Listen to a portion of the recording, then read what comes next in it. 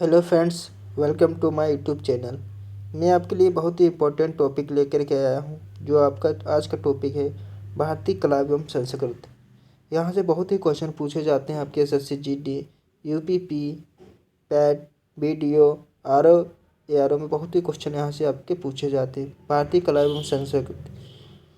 Class शुरू करने से पहले अगर आप हमारे यूट्यूब चैनल पर नए हैं तो पहले यूट्यूब चैनल को सब्सक्राइब कर लें और बेल आइकन को प्रेस कर लें ताकि अगले आने वाली वीडियो की नोटिफिकेशन आपके मोबाइल पर पहुंच सकें और आप क्लास को समय से देख सकें। तो शुरू करते हैं भारतीय कला एवं संस्कृति। आइए देखते हैं भारतीय कला एवं संस्कृति के बारे में। 5 अगस्त 1954 को नई दिल्ली में ललित कला academy, national academy of art की स्थापना की गई। कब की गई? भारतीय कला एवं संस्कृति 5 अगस्त 1954 को नई दिल्ली में ललित कला academy, national academy of art की स्थापना की गई। अकेडमी लखनऊ, कोलकाता, चेन्नई, दिल्ली और भुवनेश्वर में क्षेत्रीय केंद्र हैं। अकेडमी के आपके क्षेत्रीय केंद्र कहाँ कहाँ हैं? पहला लखनऊ, कोलकाता, चेन्नई, दिल्ली, भुवनेश्वर में क्या है? क्षेत्रीय केंद्र हैं। संगीत नाटक अकेडमी संगीत, नृत्य, नाटक की राष्ट्रीय अकादमी है। जो आपकी संगीत नाटक अकेडमी है किसकी है?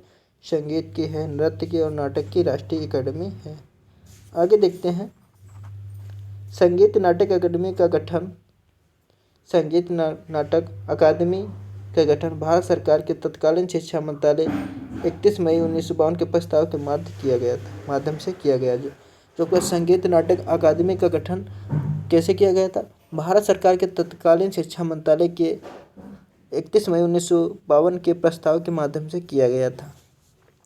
भारत के पहले राष्ट्रपति डॉक्टर राजेंद्र प्रसाद ने 28 जनवरी 1953 को संगीत नाटक अकादमी का उद्घाटन किया। किसने? भारत के पहले राष्ट्रपति थे डॉक्टर राजेंद्र प्रसाद जी ने 28 जनवरी 1953 को संगीत नाटक अकादमी का उद्घाटन किया। आगे देखते हैं जवाहरलाल नेहरू मणिपुरी नृत्य अकादमी इम्फाल की स्थापना वर्ष 1954 में की। जवाहरलाल नेहरू ने मणिपुरी नृत्य अकादमी, कौन सी? मणिपुरी नृत्य अकादमी की स्थापना इम्फाल की वर्ष 1954 में की। आगे देखते हैं वर्ष 1959 में राष्ट्रीय नाट्य विद्यालय की स्थापना की गई। कब? वर्ष 1959 में राष्ट्रीय नाट्य विद्यालय की स्थापना की गई। प्रमुख शास्त्रीय नृत्य कौन से हैं? जैसे भारतनाट्यम हो गया, कथकली, कथक, मणिपुरी, कुचिपुड़ी, मोहिनीअट्टम और ओडिसी। ये क्या है आपके प्रमुख शास्त्रीय नृत्य हैं। कौन कौन से? भारतनाट्यम, कथकली, कथक, मणिपुरी, कुचिपुड़ी, मोहिनीअट्टम और ओडिसी क्या है आपके? ये शास्त्रीय नृत्य हैं। आगे देखते हैं भारतनाट्यम मुख्यतः तमिलनाडु का शास्त्रीय नृत्य है। आपके काफ़ी बार पेपर में पूछा जाता है कि भारतनाट्यम कहाँ का शास्त्रीय नृत्य है। तो भारतनाट्यम मुख्यतः तमिलनाडु का शास्त्रीय नृत्य है। कथकली शास्त्रीय नृत्य केरल राज्य में विशेषता प्रचलित है। कौन सा? कथकली कहाँ प्रसिद्ध है? आपके केरल राज्य में। कथक भारतीय संस्कृति पर मुगल प्रभाव से विकसित नृत्य का अहम शास्त्रीय नृत्य रूप है। जो आपका कथक है भारतीय संस्कृति पर मुगल प्रभाव से विकसित नृत्य का अहम शास्त्रीय रूप है। कुचिपुड़ी मुख्यतः आंध्र प्रदेश की नृत्य शैली है। जो आपकी कुचिपुड़ी है, कुचिपुड़ी मुख्यतः आंध्र प्रदेश की नृत्य शैली है। तो कहाँ की है कुचिपुड़ी? आंध्र प्रदेश की नृत्य शैली है। ओडिशा का ओडिसी प्राचीन काल में मंदिरों में नृत्य रूप में प्रचलित था।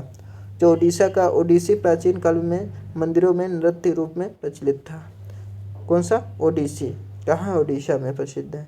गरबा नृत्य गुजरात प्रांत का एक लोक नृत्य है। जो आपका गरबा नृत्य है कहाँ का है? गरबा नृत्य गुजरात प्रांत का एक लोक नृत्य है। कौन सा? गरबा नृत्य। भारत की भाषाई विविधता की पहचान और सम्मान करते हुए संविधान की 8वीं अनुसूची में 22 भाषाओं को सम्मिलित किया गया है। तो भारत की भाषाई विविधता की पहचान और सम्मान करते हुए संविधान की 8वीं अनुसूची में 22 भाषाओं को क्या सम्मिलित किया गया है। अब तक तमिल को वर्ष 2004 में, संस्कृत को 2005 में, तेलुगु कन्नड़ को 2008 में, मलयालम वर्ष 2013 में तथा ओडिया को 2014 में शास्त्रीय भाषा का दर्जा प्रदान किया गया है।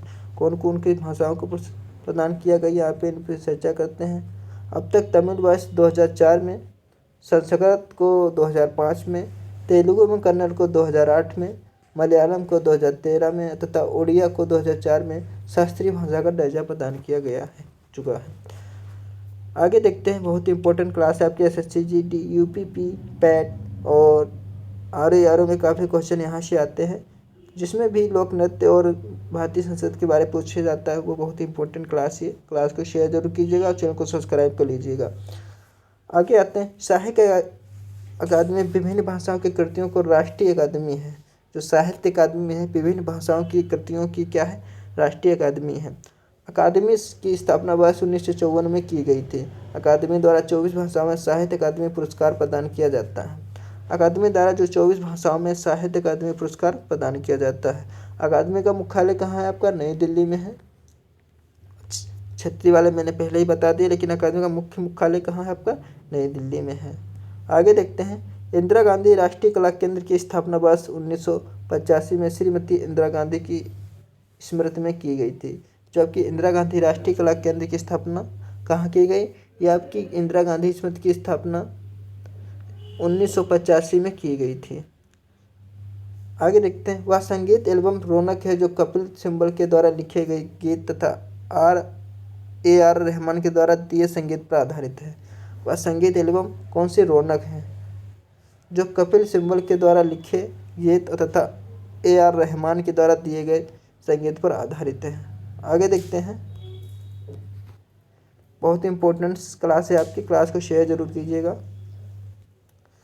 संगीत निर्देशक आर.डी. बर्मन को पंचम दा के नाम से जाना जाता है। तो पंचम दा नाम को किसके जाना जाता है, आर.डी. बर्मन को पंचम दा के नाम से भी जाना जाता है। पंडित भीमसेन जोशी एक प्रसिद्ध शास्त्रीय गायक थे। पंडित भीमसेन जोशी क्या थे, एक प्रसिद्ध शास्त्रीय गायक थे। शब्द सिख धर्म का गीत है। शब्द क्या है, सिख धर्म का गीत है। देशभक्ति गीत ये मेरे वतन के लोगों प्रदीप ने लिखा। किसने लिखा, प्रदीप ने। कौन सा लिखा है, ये मेरे वतन के लोगों। उस्ताद जाकिर हुसैन तबला वाद्य यंत्र से संबंधित हैं। कौन, उस्ताद जाकिर हुसैन थे, किससे संबंधित हैं, तबला वाद्य यंत्र से संबंधित हैं। गोपी कृष्ण कथक का प्रतिनिधित्व करते हैं। कौन, गोपी कृष्ण जी हैं, वो कथक का क्या करते हैं, प्रतिनिधित्व करते हैं। दोराई स्वामी अयंकर बीड़ा बजाते हैं। क्या नाम उनका, दोराई स्वामी अयंकर जो हैं वो क्या बजाते हैं, बीड़ा बजाते हैं। निखिल बनर्जी का संबंध सितार से है। किससे, निखिल बनर्जी का संबंध किससे है, सितार से है आपका निखिल बनर्जी का संबंध। आगे देखते हैं, यूएसए में प्रसिद्ध सितार वादक पंडित रविशंकर की मृत्यु हुई थी।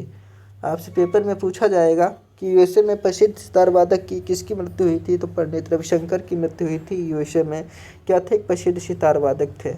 अंतर्राष्ट्रीय कृत प्राप्त भारतीय संगीतकार जुबीन मेहता पश्चिमी शास्त्रीय संगीत की संगीत कला से संबंधित हैं। पश्चिमी शास्त्रीय संगीत के कौन है, अंतर्राष्ट्रीय कृत प्राप्त भारतीय संगीतकार जुबीन मेहता। क्या नाम उनका, जुबीन मेहता। आगे देखते हैं, पंडवानी एक संगीत में पौराणिक वर्णनात्मक प्रस्तुति है जो छत्तीसगढ़ से संबंधित है। पंडवानी एक संगीत में पौराणिक वर्णनात्मक प्रस्तुति है जो छत्तीसगढ़ से संबंधित है। एम.एस. सुब्बलक्ष्मी एक कर्नाटक संगीत गायिका थी। एम.एस. सुब्बलक्ष्मी कौन थी, सुब्बलक्ष्मी एक कर्नाटक संगीत गायिका थी। वंदे मातरम पहली बार 1896 ईस्वी में भारतीय राष्ट्रीय कांग्रेस के कलकत्ता अधिवेशन में गाया गया। बहुत इंपॉर्टेंट क्वेश्चन आपके भारतीय राष्ट्रीय संसद से। वंदे मातरम पहली बार 1896 में भारतीय राष्ट्रीय कांग्रेस के कलकत्ता अधिवेशन में गाया गया था। शुभा, क्या नाम है, शुभा मुद्गल। क्या नाम है, शुभा मुद्गल भारत की प्रसिद्ध गायिका हैं। शुभा मुद्गल कौन है, भारत की प्रसिद्ध गायिका है आपकी शुभा मुद्गल। पॉप संगीत, पॉप संगीत में माइकल जैक्सन एक प्रतिष्ठित व्यक्ति थे। पॉप संगीत किसका प्रसिद्ध है आपका, माइकल जैक्सन का आपका पॉप संगीत प्रसिद्ध है, क्या है, प्रतिष्ठित है। वंदे मातरम आपका कब गाया गया, 1896 गाया गया। कब, भारतीय राष्ट्रीय कांग्रेस के कलकत्ता अधिवेशन में गाया गया था।